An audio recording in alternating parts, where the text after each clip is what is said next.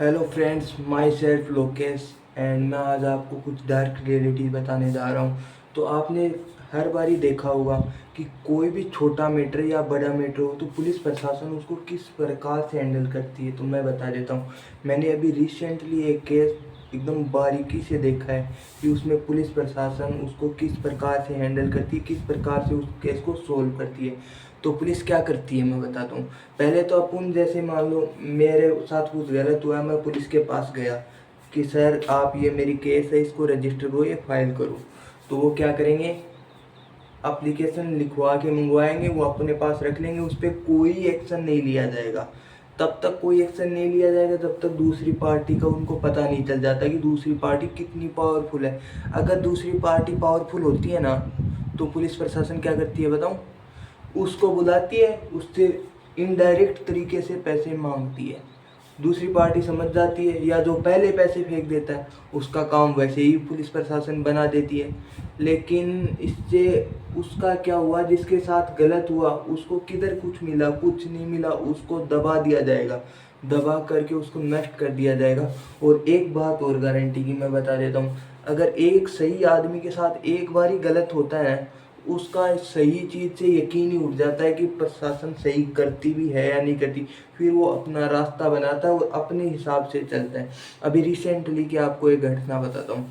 यहीं सॉरी हाँ, यहीं मेरे नियर बाई एक केस हुआ कि एक छोटी बच्ची थी, मतलब बच्ची 10th-12th ईयर की थी, 7वीं 8वीं में वो पढ़ रही थी। तो वो स्कूल में जाके आई, वो स्कूल में गई और जब वो वापस आ रही थी, वापस स्कूल से आ रही थी, अपने मम्मी के साथ आ रही थी, तो मम्मी को बीच में कुछ काम आ गया। तो उधर ही घर के पास में एक अंकल जी की दुकान है, एक अंकल जी की दुकान थी।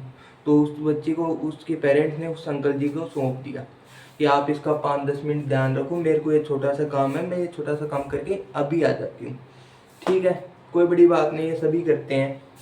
और वो घर के पास में थी, इसलिए उसने उस अंकल जी को भी, वो जानते थे पेरेंट्स, उनके पास सेफली रख दिया कि आप इनका ख्याल रखो मेरी बच्ची का, मैं इतने टाइम में आ जाती हूँ। और उस टाइम में क्या हुआ, उस लड़की के साथ उस अंकल ने गलत करने का प्रयास किया। तो गलत करने का प्रयास किया, लड़की ने अपने आप को थोड़ा बहुत बचाया और फिर जैसे ही उसकी मम्मी आई वो रोने लग गई। मम्मी को बताया तो उस अंकल का, जिसके पास रोक के छोड़ी थी ना, उसको रखने के लिए दिया था, उसका क्या कहना, ये बच्ची तो चॉकलेट के चक्कर में झूठ बोल रही है, ऐसे वैसे खूब उनको सुनाया गया। ठीक है, शाम को उस लड़की के फादर आए घर पे, लड़की के मदर ने उनके फादर को बताई पूरी घटना। शाम को ही वो पुलिस स्टेशन गए, उसके पेरेंट्स पुलिस स्टेशन गए। और पुलिस स्टेशन जाने के बाद में क्या हुआ, पुलिस ने उनका बयान सुना, लिखा बयान, ठीक है, वो उनको घर भेज दिया। अगले दिन क्या होता है, उनको फ़ोन आता है कि आपने गलत कंप्लेन लिखवाई है करके, और ये कुछ नहीं हुआ ऐसा, हमने सामने वाली पार्टी से पूछा करके। और रात रात में पुलिस अपनी साइड ही बदल लेती है करके, मतलब साइड ही बदल ली कि अब हम इनके साथ हैं, जो उसने गलत किया उसके साथ हो गई। और उसने फिर वापस, उस लड़की के पेरेंट्स पुलिस स्टेशन में आए कि ऐसे कैसे हो गया। तो उनका क्या कहना, उन अंकल को हम जानते हैं, वो बहुत शरीफ इंसान है, उनका मोहल्ले में इज्जत वगैरह है। तो क्या उन पेरेंट्स की इज्जत नहीं थी या उस लड़की की इज्जत नहीं थी। ये घटना तो इंटरेस्टिंग मोड आता है अब यहाँ पे।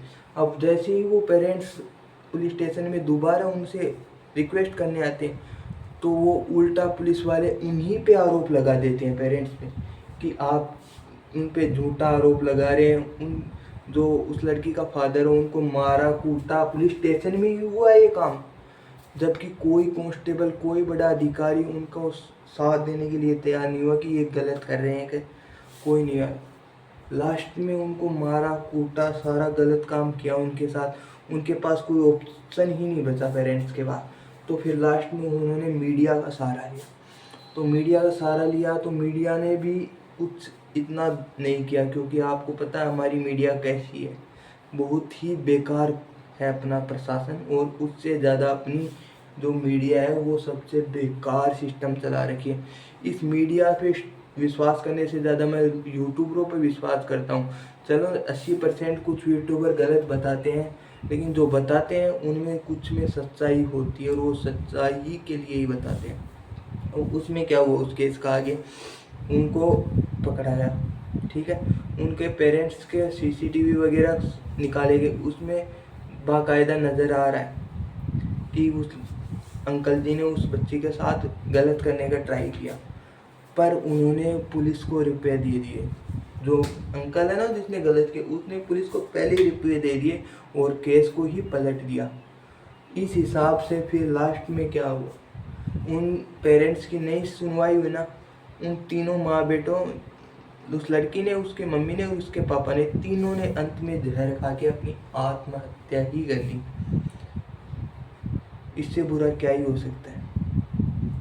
इसीलिए मैं कहता हूँ, बाप बड़ा ना भैया, सबसे बड़ा रुपया। पैसे थे बच गए, जिनके पास पैसे नहीं थे 2 वक्त की अपनी मेहनत की कमा के खाते थे, फंस गए, कुछ नहीं हो पाया। मैं वीडियो क्या बना रहा हूँ, मैं भी उनके लिए कुछ नहीं कर पाया, और ये वीडियो के माध्यम से उनको सपोर्ट नहीं मिला, कोई बात नहीं, लेकिन आगे किसी के साथ ऐसा गलत ना हो। पुलिस प्रशासन, सरकार सारी इसके लिए जिम्मेदार है। उनका नाम भी मैं आपको बताऊंगा अगर ये वीडियो वायरल होता है और आप सब हमारा साथ देते हो, तो उनका नाम और उनकी सारी डिटेल मैं आप सबके साथ शेयर करूँगा। जय श्री श्याम।